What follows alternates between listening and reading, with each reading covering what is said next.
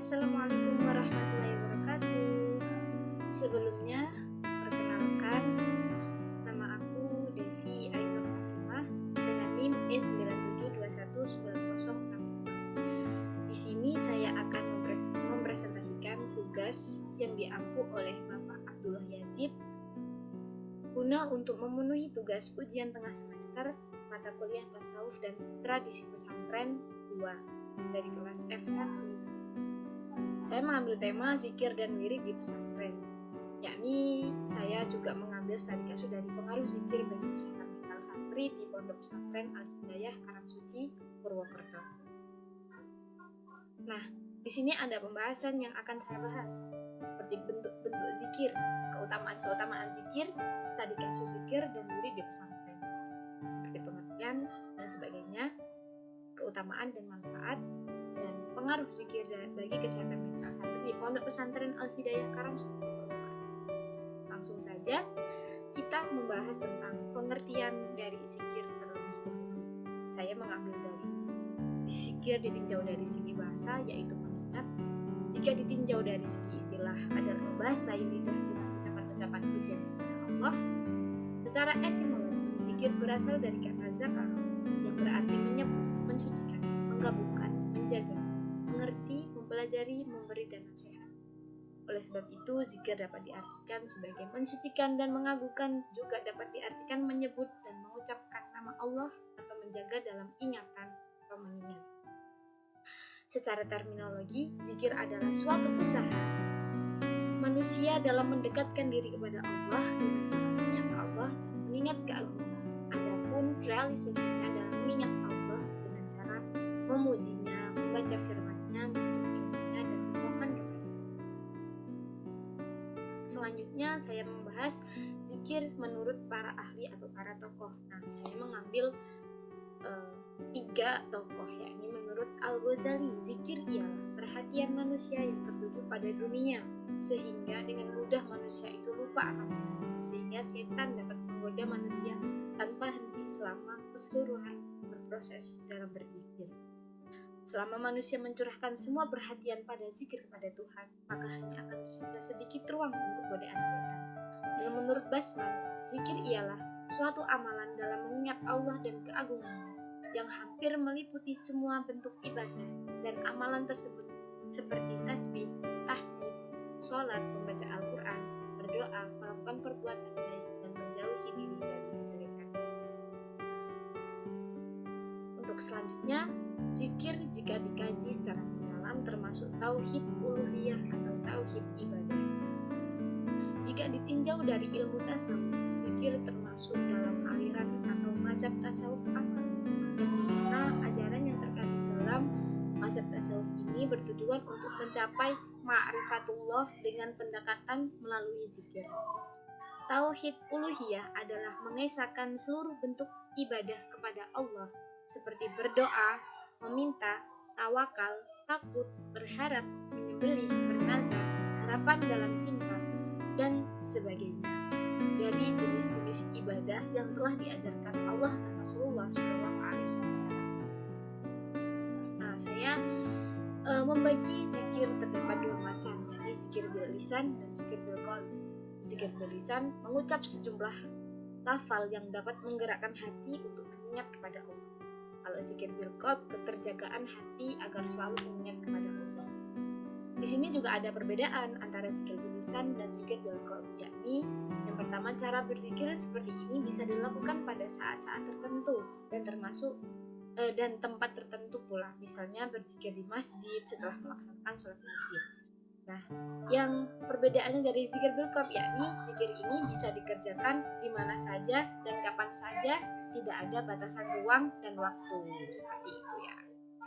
Yang selanjutnya saya mengambil zikir menurut Ibnu Atha, tokoh seorang sufi yang menulis Al-Hikam, kata-kata hikmah yang dibagi menjadi 3 bagian: zikir jali, zikir khafi, dan zikir hakiki.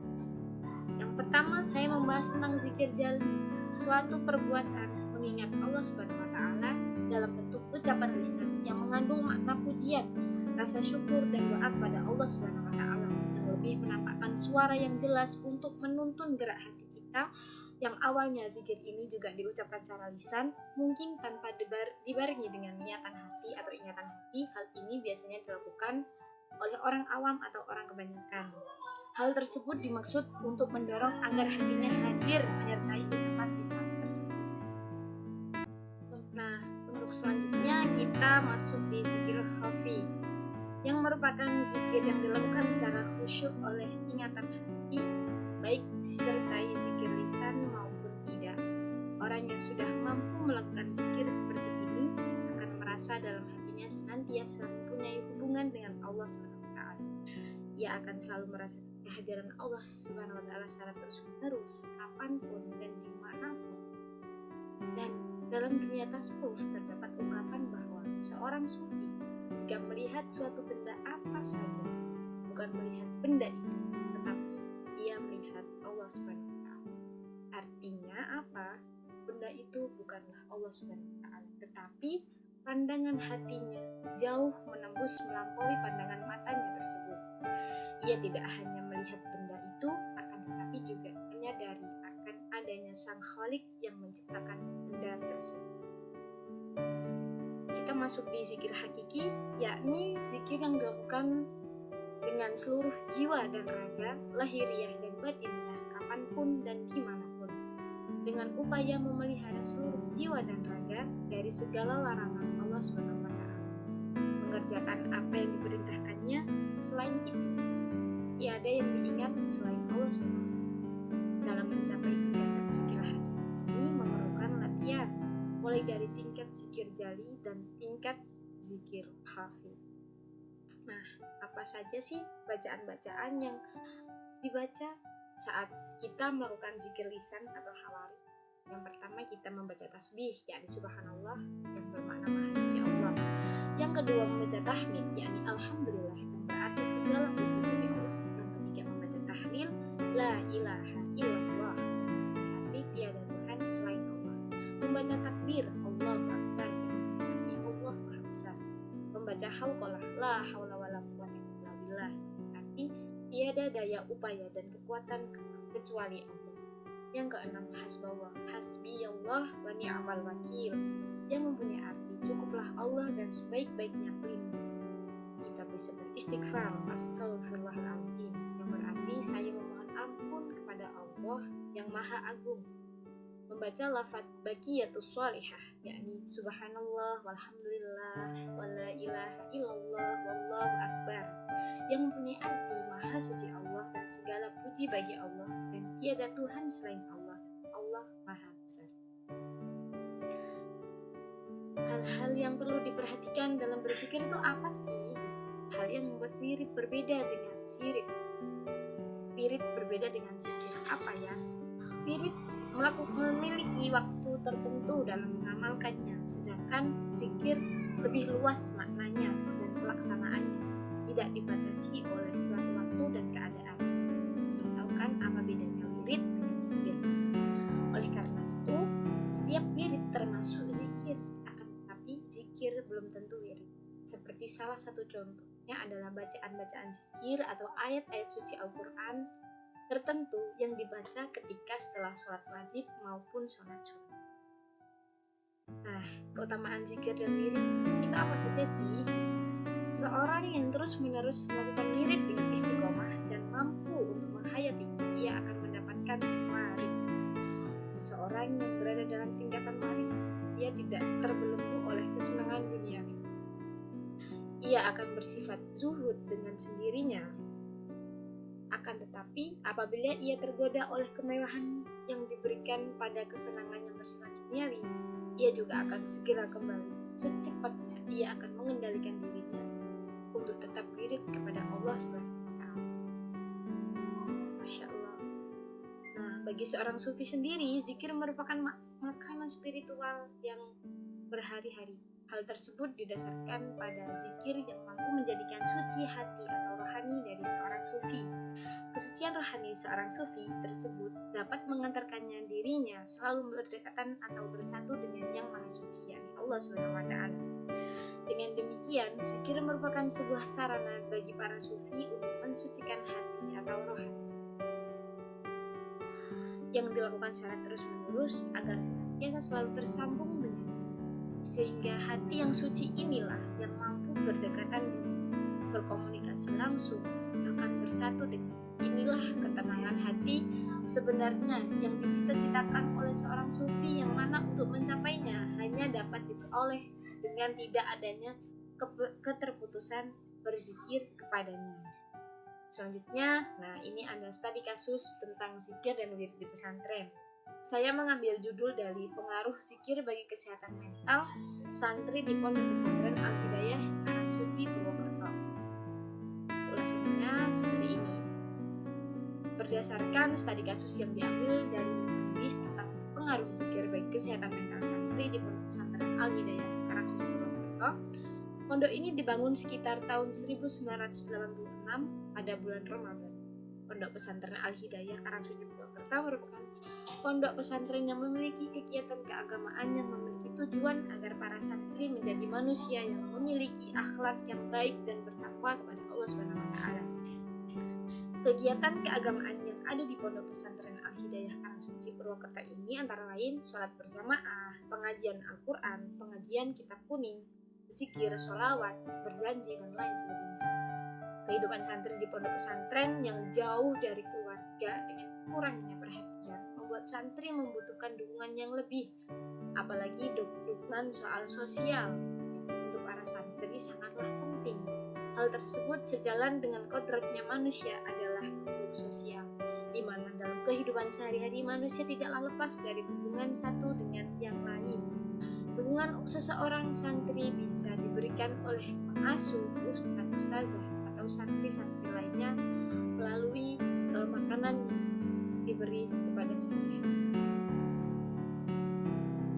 Apa penyebabnya yang bikin mental santri itu terganggu kesehatannya? Faktor yang berpengaruh terhadap kesehatan mental bagi santri yang belum bisa menyesuaikan diri terhadap lingkungan pesantren akan memiliki seperti kasus santri yang pulang ke rumah tanpa izin dari pengasuh, tidak mengikuti pengajian, tidak melaksanakan sholat berjamaah, dan lain sebagainya. Sehingga dari permasalahan tersebut, santri akan menerima poin-poin pelanggaran atau sanksi yang diberikan.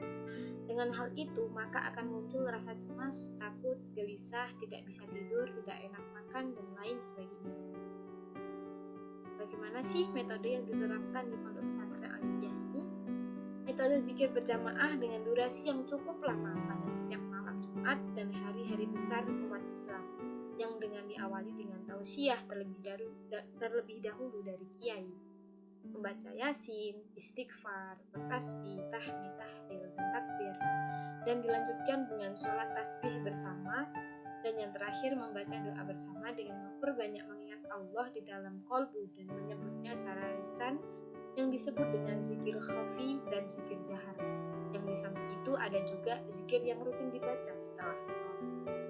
Nah, kita masuk di pengaruh dan kendala yang dialami selama metode zikir ini digunakan. Ini pengaruh yang ditimbulkan dari proses kesehatan mental santri dapat menjadikan perasaan yang tenang dan tenteram, sehingga santri dalam menghadapi permasalahan lebih tenang, atau bisa dikatakan santri tidak terlalu tertekan dan memikirkan dalam menghadapi sesuatu permasalahan, baik secara sosial ataupun secara individual.